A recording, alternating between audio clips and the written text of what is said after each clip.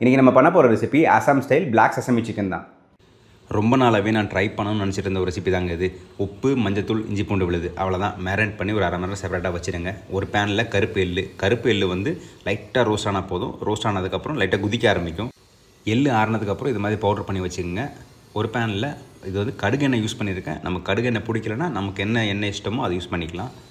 சீரகம், காஞ்ச மிளகா, பிரிஞ்சி இலை, ஸ்லைஸ் பண்ணி வச்சுருக்க பெரிய வெங்காயம், 2 பச்சை மிளகா. வெங்காயம் வந்து பொன்னிறமாக வரைக்கும் வதக்கணும். பொன்னிறமாக ஆனதுக்கப்புறம் அதில் வந்து இஞ்சி பூண்டு விழுது போட்டதுக்கப்புறம் லைட்டாக சாத்தே பண்ணிக்கலாம். இந்த டைமில் உப்பு, மஞ்சத்தூள் போட்டு வச்சுருக்கிறல சிக்கன், அதை போட்டு லைட்டாக மிக்ஸ் பண்ணிக்கோங்க. தேவையான அளவு உப்பு, லைட்டாக மஞ்சத்தூள் போடுங்க. அதுக்கப்புறமா சீரகத்தூள், நம்ம பவுடர் பண்ணி வச்சுருக்க கருப்பு எள்ளு, இதெல்லாம் போட்டு லைட்டாக மிக்ஸ் பண்ணிவிட்டு ஒரு அரை கப் தண்ணி ஊற்றிக்கங்க சிக்கன் வேகிற அளவுக்கு. நான் ஆல்மோஸ்ட் ஒரு 30 கிராம் எள்ளு யூஸ் பண்ணியிருக்கேன் இந்த ரெசிபிக்காக. கவர் பண்ணி ஒரு 12 நிமிஷம் குக் பண்ணிங்கன்னா சிக்கன் வெல்டன் ஆகிடும். அப்படியே டவுட் இருந்ததுன்னா இருக்கிறதுலே பெரிய பீஸாக எடுத்து கட் பண்ணி பார்த்தீங்கன்னா உங்களுக்கு தெரிஞ்சிடும். ஃபினிஷ் பண்ணுறதுக்காக கொத்தமல்லி இலை, அவ்வளோதாங்க.